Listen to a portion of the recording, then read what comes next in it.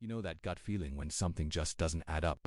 That nagging suspicion you try to ignore because you want to trust the person you love. Well, I ignored it too until my own cloud account betrayed my wife's secrets.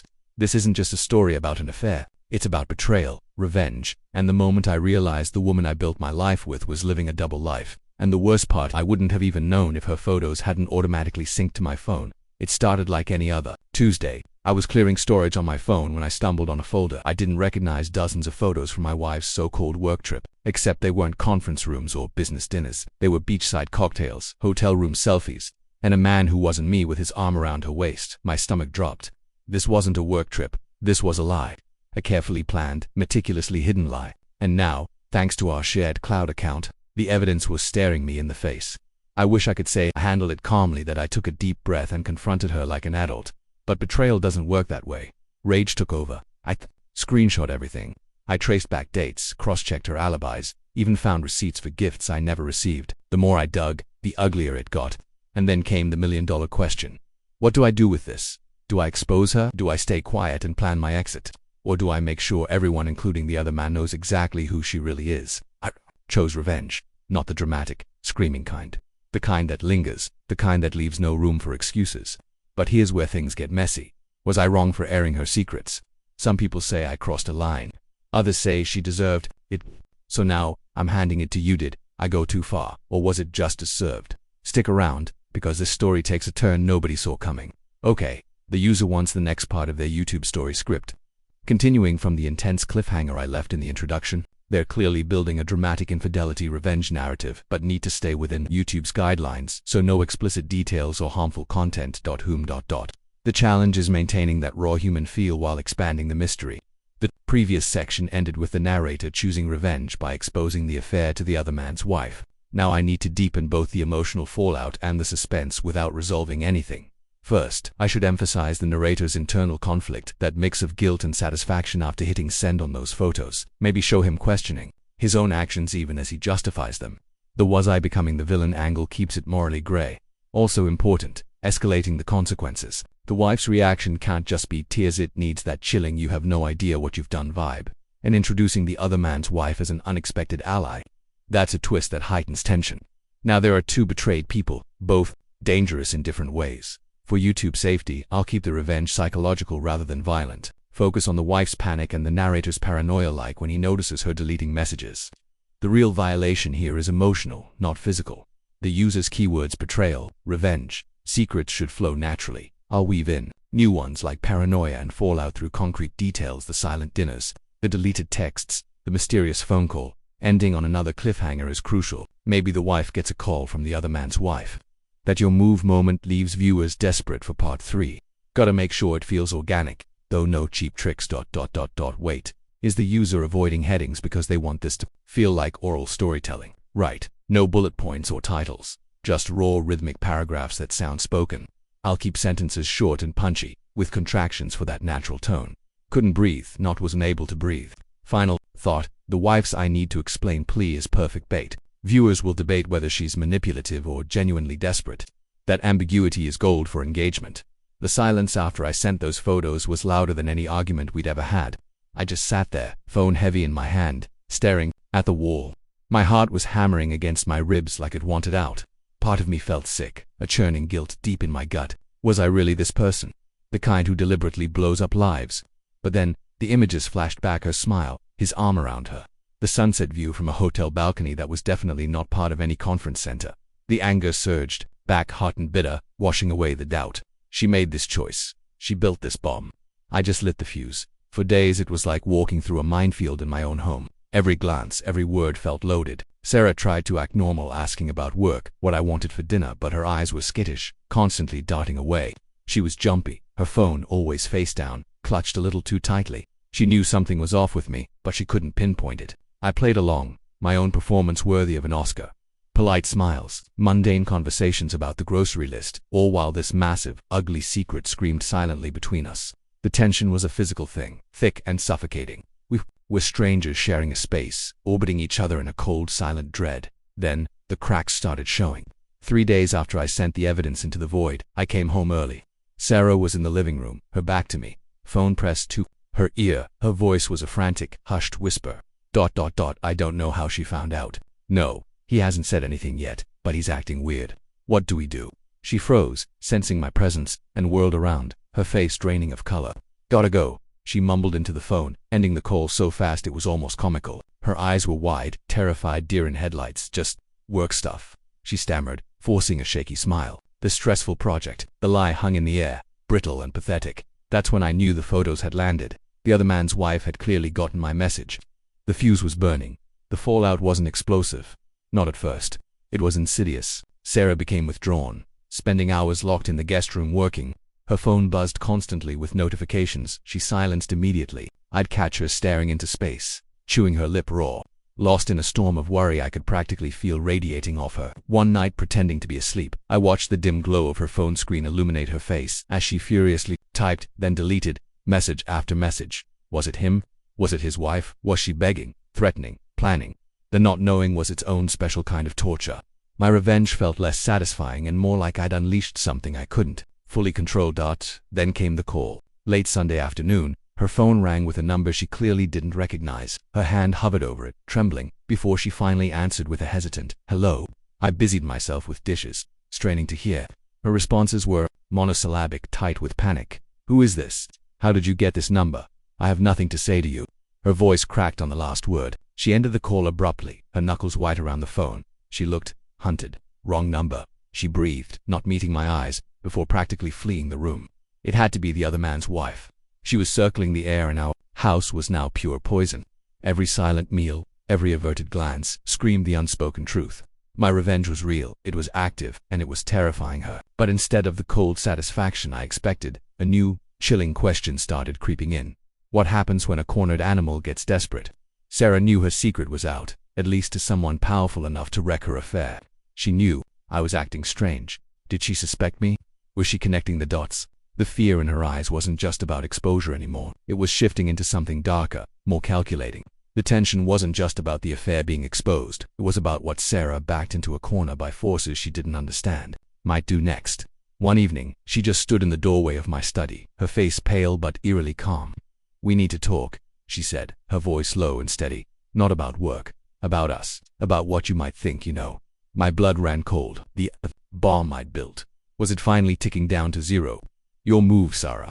"Okay." The user wants me to continue the story about a husband who exposed his wife's affair after discovering photos on his cloud account. This is part 3 of an ongoing YouTube story script. Looking at the history, the story has built strong tension so far. The accidental discovery. The revenge plot by sending evidence to the other man's wife, and now the wife confronting the protagonist. The user wants me to deepen the conflict without resolution, develop subplots, and maintain suspense. The protagonist is in a tricky spot now that Sarah has directly confronted him. She clearly suspects he knows something but isn't certain. This creates perfect dramatic tension. He has to lie while she's testing him. I should show their emotional states through physical details, his sweating palms, her searching eyes. The wrong number call from the other man's wife adds great pressure. Sarah is clearly panicking as her world crumbles. I can use the dinner scene to show their crumbling marriage, the silence between them screaming louder than words. For subplots, I'll introduce the other man's wife as an active player. Her angry calls to Sarah raise the stakes.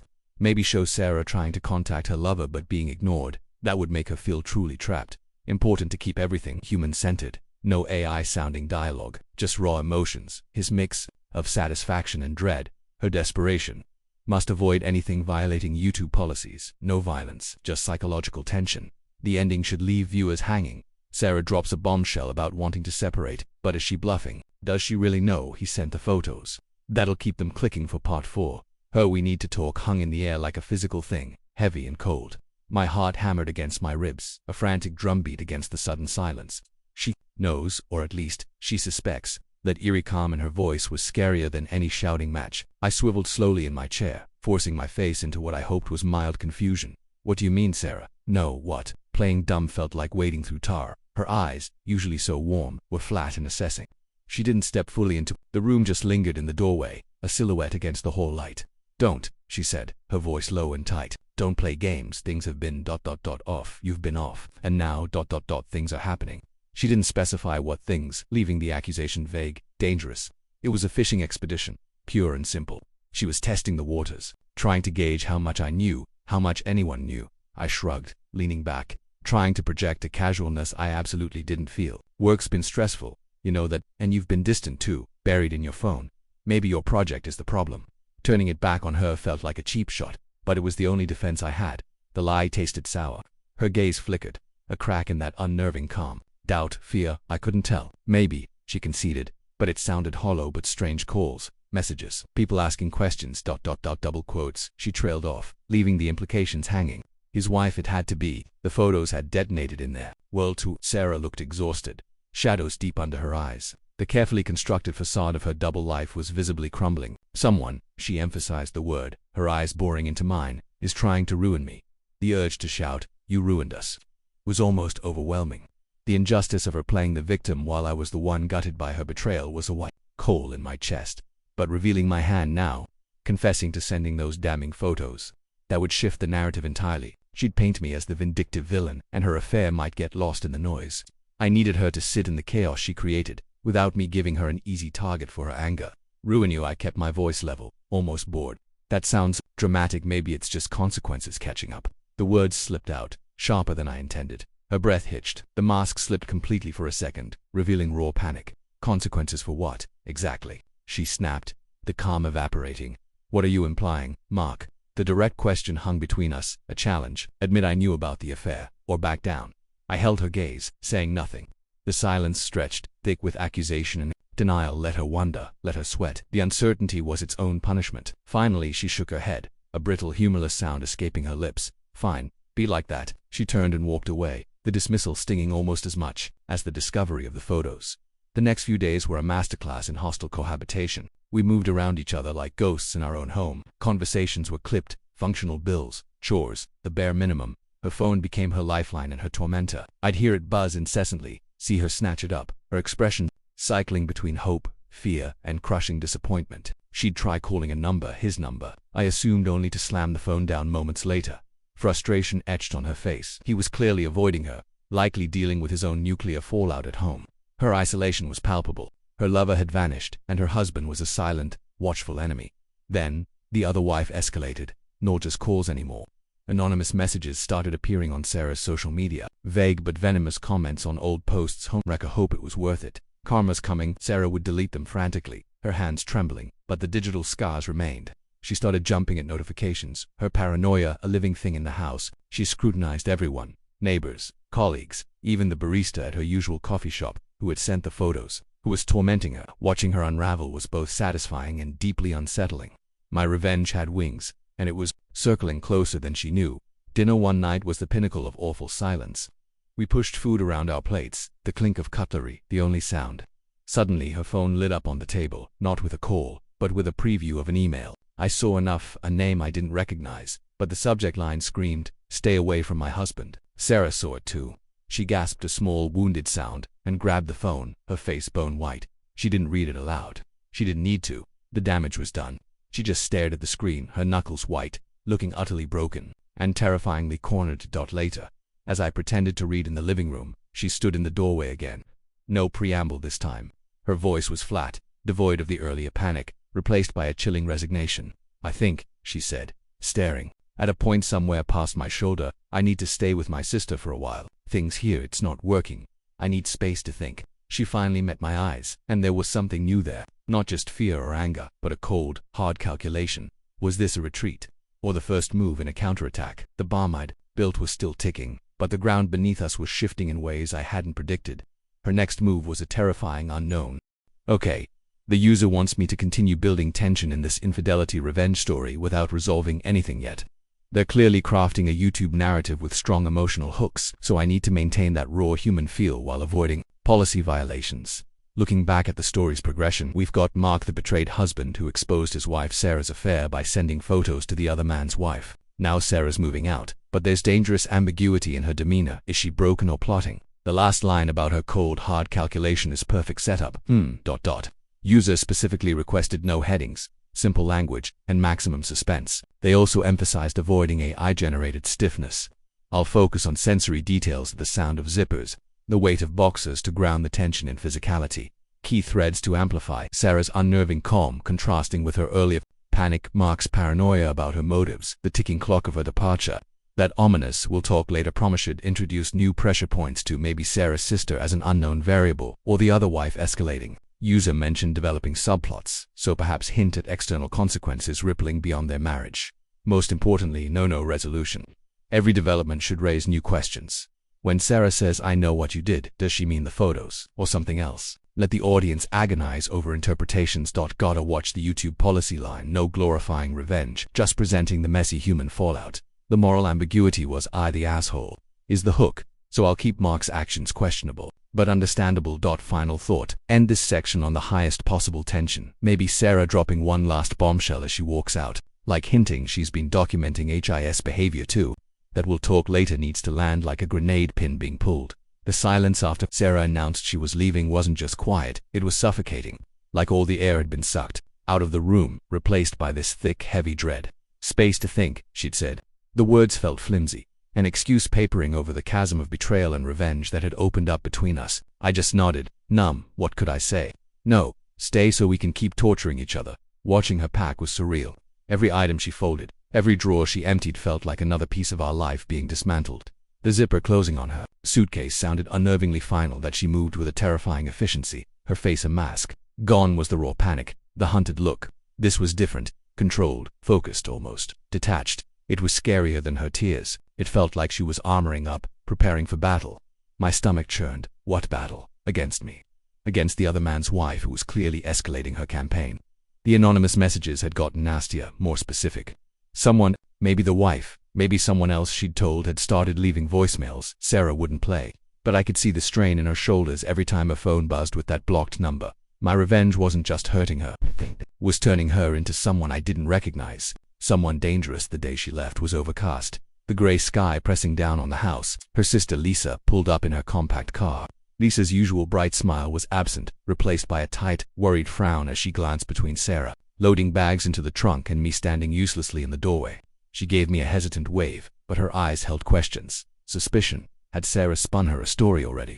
Painted me as the unstable one, the paranoid husband. The knot of anxiety in my chest tightened. I was losing control of the narrative faster than I'd ever imagined. Sarah slammed the trunk shut. She didn't look at Lisa. Instead, she turned and walked back towards the porch steps, stopping just below me.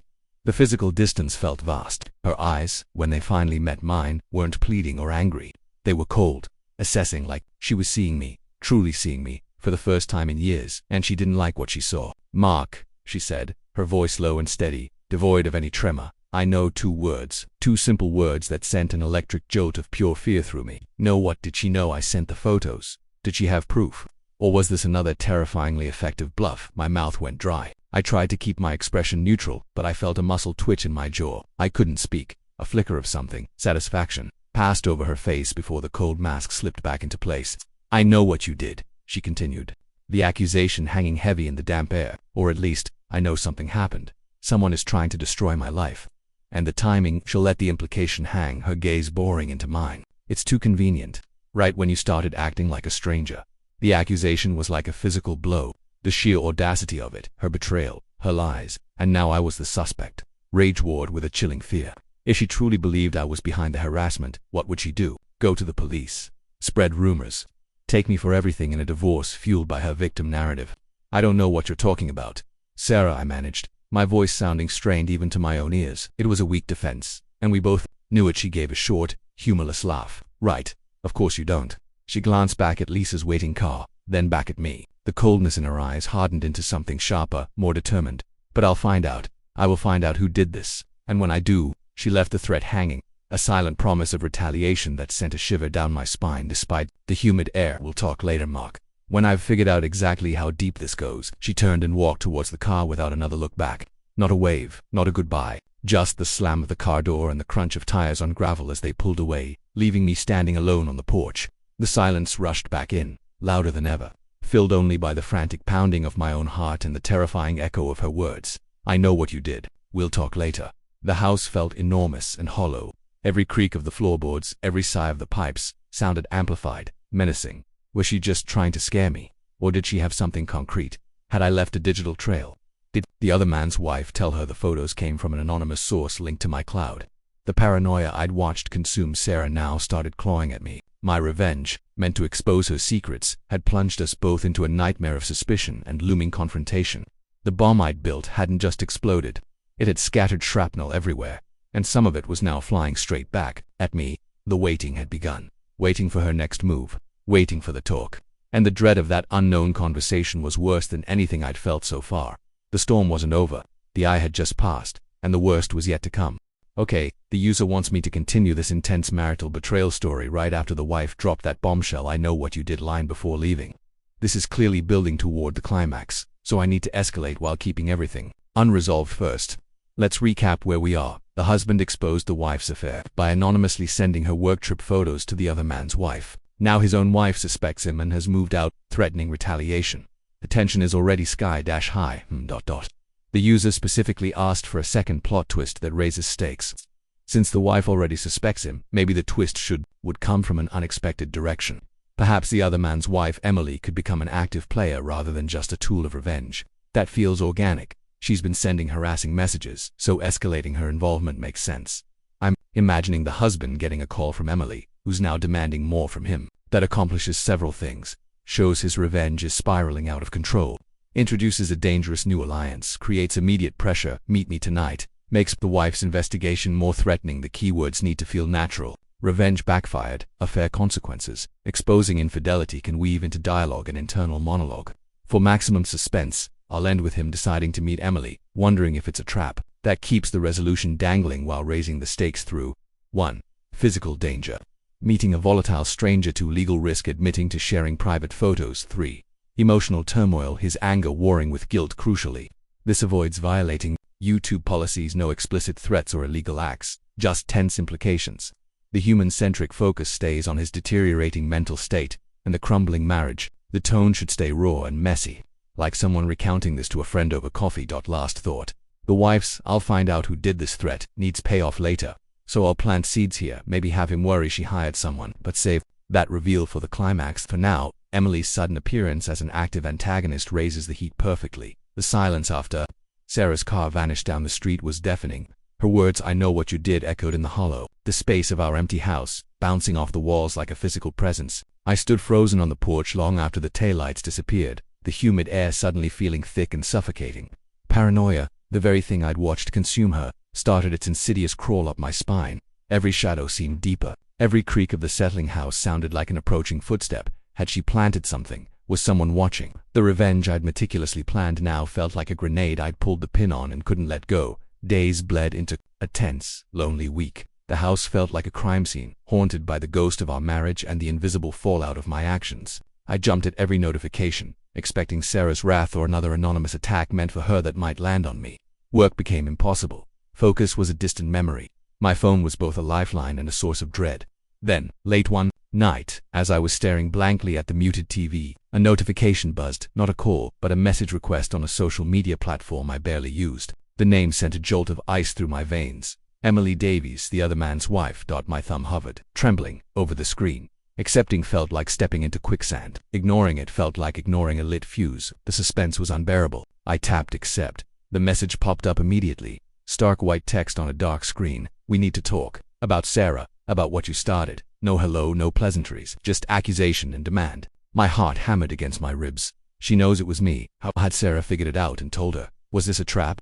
Before I could even form a reply, another message appeared. "Meet me, tomorrow, 7 p.m. The diner on Elm and 5th. Come alone. Or I take everything I have straight to Sarah and the police." The threat was explicit. Everything I have. What did that mean?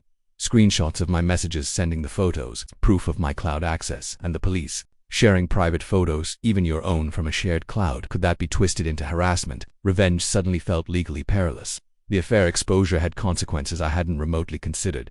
Panic clawed at my throat. Meeting Emily was a terrifying unknown. Was she grief-stricken and looking for answers? Or was she furious, ready to unleash her own brand of revenge on the person who blew up her life? And what if Sarah found out? Her chilling "I'll find out who did this" promise felt more real than ever. If she discovered I was meeting her lover's wife, the confrontation would be nuclear. I spent the next 24 hours in a state of near constant dread. Every car that passed the house felt like it might be Sarah, returning unexpectedly. Every glance from a neighbor felt suspicious. Had she hired someone? Was she having me followed? The infidelity discovery had shattered my world, but this felt like walking through a minefield blindfolded. My own secret revenge plot had spiraled into a dangerous game with multiple unpredictable players. The diner on Elm and Fifth was a relic, faded vinyl booths, the smell of stale coffee and grease hanging heavy. I spotted her immediately, sitting rigidly in a corner booth. Emily Davies looked nothing like the composed woman in the limited profile pictures I'd stalked. Her eyes were red-rimmed, her face drawn tight with a mixture of exhaustion and simmering fury. She clutched a mug like it was the only thing anchoring her. Seeing the real-life devastation my actions had caused sent a fresh wave of sickening guilt crashing over me, momentarily eclipsing my fear. I slid into the booth opposite her. The air crackled with tension. She didn't offer a greeting, just fixed me with a stare that could cut glass. "You sent the photos," she stated flatly. It wasn't a question. I swallowed, my mouth dry as sandpaper. Denial felt pointless now, cowardly. "Yes," I admitted, the word barely a whisper, a flicker of something vindication. Pain crossed her face. Why the single word was loaded with anguish and rage. Why blow up my life? Why not just deal with your cheating wife yourself? The question hit harder than I expected. Why hadn't I just confronted Sarah? Why involve an innocent bystander in my quest for revenge? The answer, pure, unadulterated rage and a desire to inflict maximum pain, suddenly felt petty and monstrous. I wanted her to suffer, I mumbled, unable to meet her eyes fully. I wanted consequences she couldn't hide from. Emily leaned forward, her voice dropping to a venomous hiss. "Well, congratulations, you succeeded. My marriage is over. My kids are devastated. My husband is a wreck. And Sarah," she let out a bitter, choked laugh. "Sarah is playing the victim. She's telling anyone who'll listen that someone is maliciously targeting her, trying to ruin her career and reputation. She's painting me as the jealous, unstable ex." My blood ran cold. Playing the victim. That was Sarah's specialty when cornered. She was expertly twisting the narrative, using the harassment she had provoked to garner sympathy and deflect blame. My revenge was giving her ammunition. Emily slammed her palm lightly on the table, making the silverware jump. "But here's the thing, Mark. I'm not done suffering. And I'm sure as hell not letting Sarah walk away clean." Her eyes locked onto mine, burning with a frightening intensity. "You started this fire. Now you're going to help me burn it all down properly." The demand hung in the greasy air. What did she mean? What more could she possibly want? Before I could ask, she slid a folded piece of paper across the table. "Names," she said, her voice low and dangerous. "People who knew about the affair. Friends who covered for her. Colleagues who turned a blind eye to those work trips. I want them all. And I want proof. Emails, texts, anything that shows Sarah wasn't just cheating. She was conspiring. She was lying to everyone." She leaned even closer, her voice dropping to a chilling whisper. "You get me that? Mark, you help me expose her web of lies completely. You show the world who she really is, or ... She paused, letting the threat sink in. ... Or, I go to Sarah right now and tell her exactly who sent me those photos. I show her the evidence I've gathered on you, and then," she added, a cruel smile touching her lips, "I let her loose. Imagine what a woman like Sarah, backed into a corner, armed with proof of your harassment, would do in a divorce court. Or worse." The trap snapped shut. My revenge hadn't just backfired. It had forged an unholy alliance with a woman whose pain had curdled into pure, terrifying vengeance. Sarah was investigating me. Emily was blackmailing me. And I was caught squarely in the middle, holding secrets that could destroy everyone involved, including myself. The affair exposure was just the spark. Now, the real fire was about to engulf us all. The only question left was who would get burned the worst. Okay, the user wants me to write the climax of their YouTube story based on the ongoing affair revenge narrative.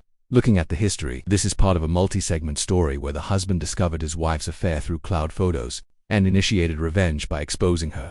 The last section ended with the betrayed husband being blackmailed by the affair partner's wife, Emily, into gathering more damaging evidence against his own wife, Sarah. The user wants a satisfying resolution with an unexpected twist. They specifically asked for intense climax, resolved conflicts, surprise twist, maintained suspense, and compliance with YouTube policies. The tone needs to remain human-centric and avoid AI-generated feel. Let me think about how to structure this climax. The husband is currently trapped between Emily's blackmail and Sarah's investigation.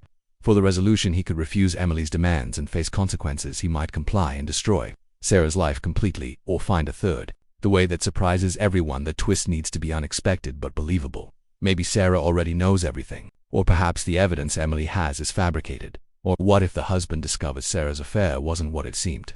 That might be too late though, given established facts. Considering YouTube policies, I must avoid graphic descriptions of violence, promotion of harmful behavior, non-consensual content. So, the revenge elements need careful handling. The emotional core should remain on the character's humanity, their pain, regrets, and consequences. The husband started as victim but became perpetrator, so his redemption or downfall should feel earned. For the twist.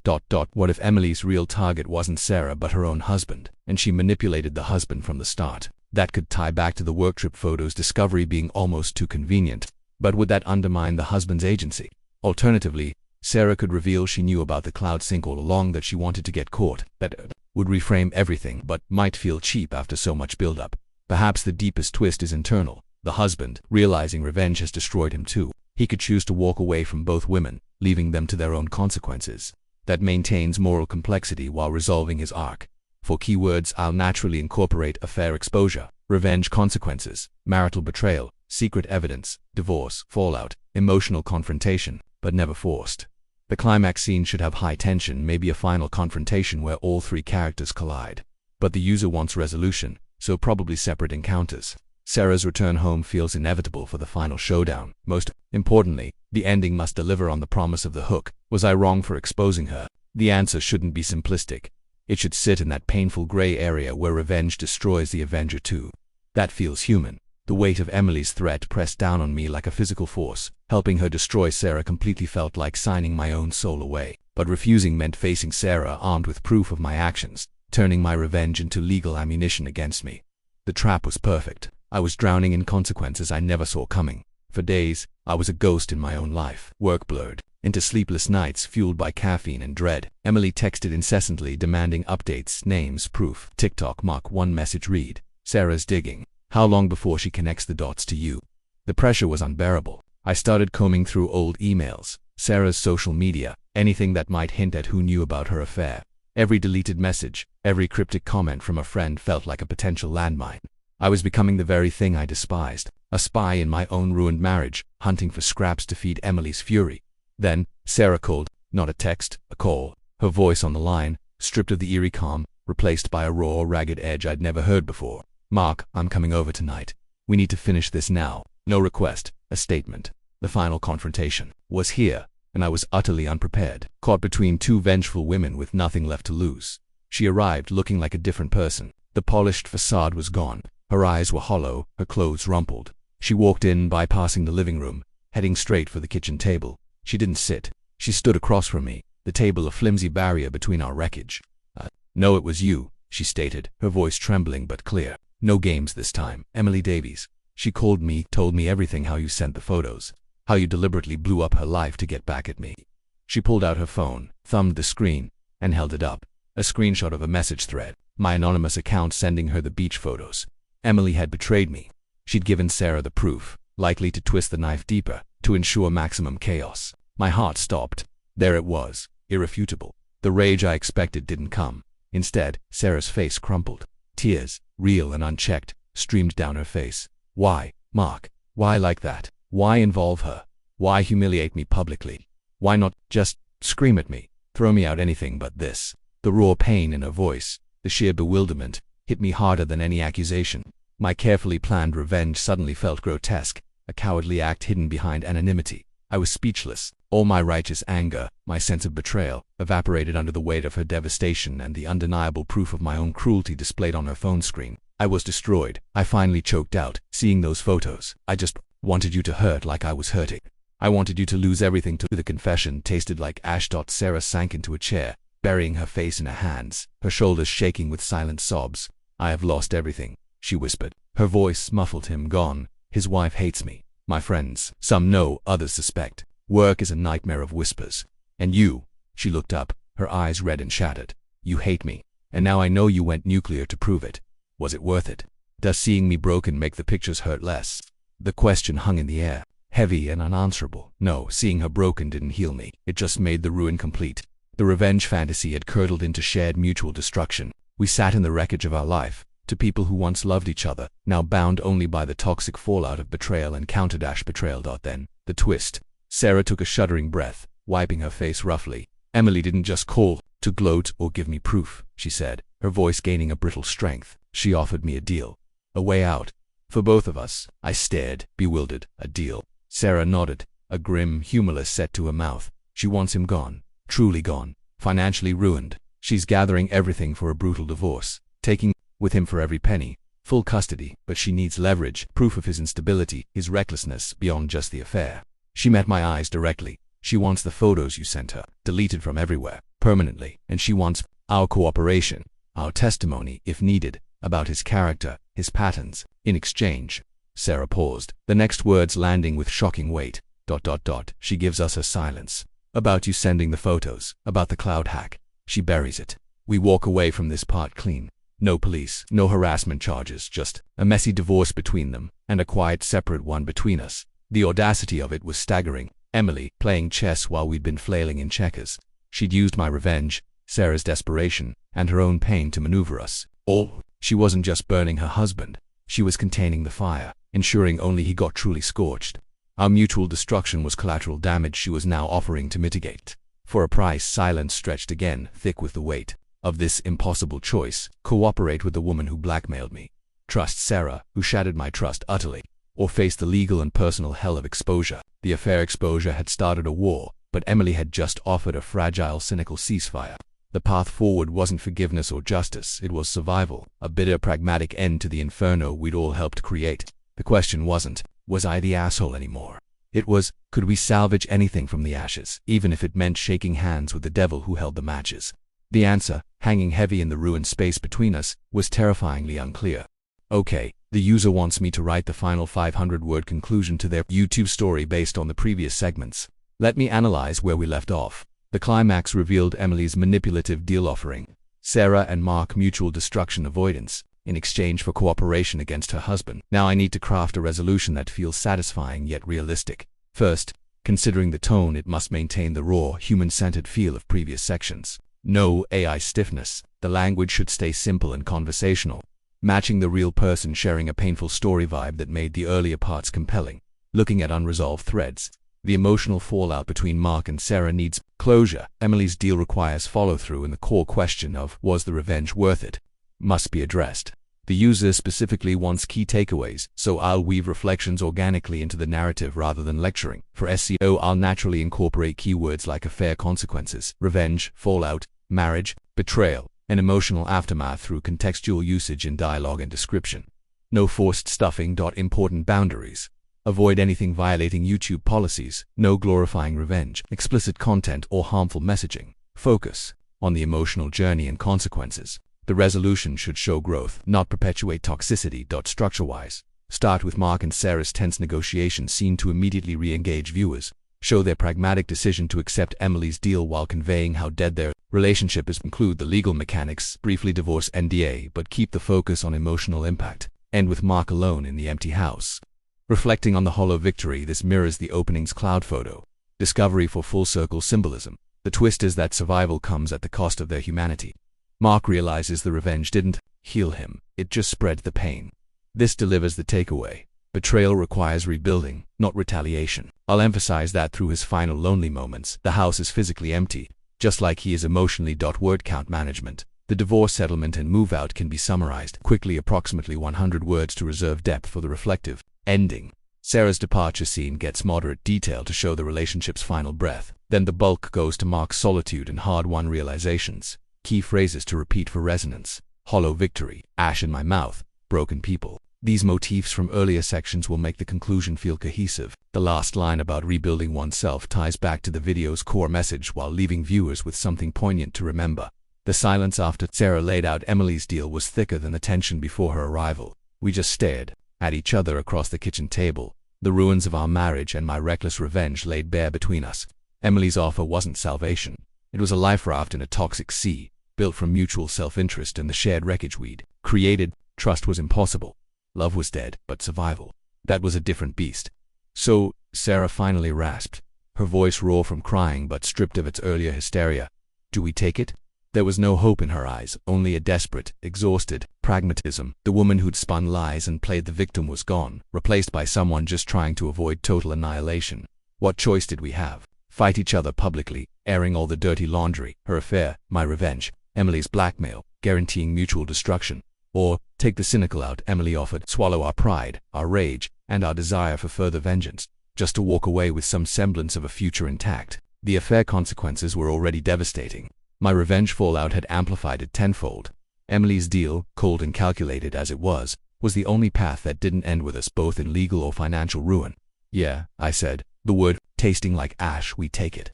The following weeks were a grim logistical nightmare. Lawyers were involved, discreet ones. Emily's legal team moved like sharks, dismantling her husband's life with chilling efficiency. Sarah and I provided the bare minimum, sterile statements about his character when pressed, feeling like traitors and hypocrites with every word. We signed NDAs thicker than our wedding album, binding us to silence about Emily's role and the true origin of the photos. In exchange, Emily's evidence of my harassment vanished. The digital trail leading back to my cloud account was officially buried. Our own divorce was finalized with shocking speed. No dramatic courtroom battles, no mudslinging, just two broken people, represented by lawyers in quiet offices, dividing assets with a numb efficiency that felt like sorting through the belongings of strangers who had died. The betrayal trauma ran deep, but the fight had been drained out of us. The marriage betrayal had burned too hot, and my attempt to punish her had scorched us both beyond recognition. We just wanted out. The day Sarah moved the last of her boxes out of the house we'd shared felt surreal. It wasn't sadness that washed over me, watching her car disappear for the final time. It was a profound, hollow emptiness, a deep, bone-weary exhaustion. The house echoed, not just with the absence of her things, but with the ghosts of our arguments, her lies, my rage, and the terrible silence that followed the affair exposure. The revenge I'd thought would make me feel powerful, that would balance the scales, had left me feeling utterly powerless and profoundly alone. Seeing her broken hadn't fixed me. It had just left two broken people. Sitting alone that first night in the echoing silence, the full weight crashed down. The cloud photos discovery had been the spark. My revenge had been the gasoline. But the real fire was the unchecked pain, the lack of communication, the slow erosion of trust that had probably started long before that fateful work trip. Exposing her affair publicly hadn't healed the wound, it had just infected it. The emotional aftermath wasn't anger anymore.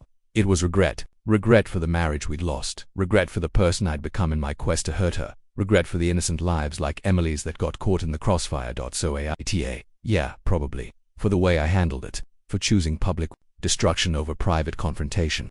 For letting my pain dictate actions that caused more pain. Sarah was absolutely the asshole for the affair, the lies, the betrayal. But my response, it didn't bring justice.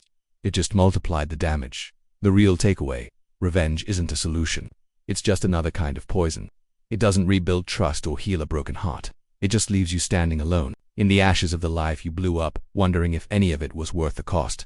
The hardest lesson, sometimes the only thing left to do after the explosion is walk away from the rubble and try, slowly and painfully, to rebuild yourself, alone. The silence now wasn't filled with secrets or threats, just the vast, daunting space of starting over.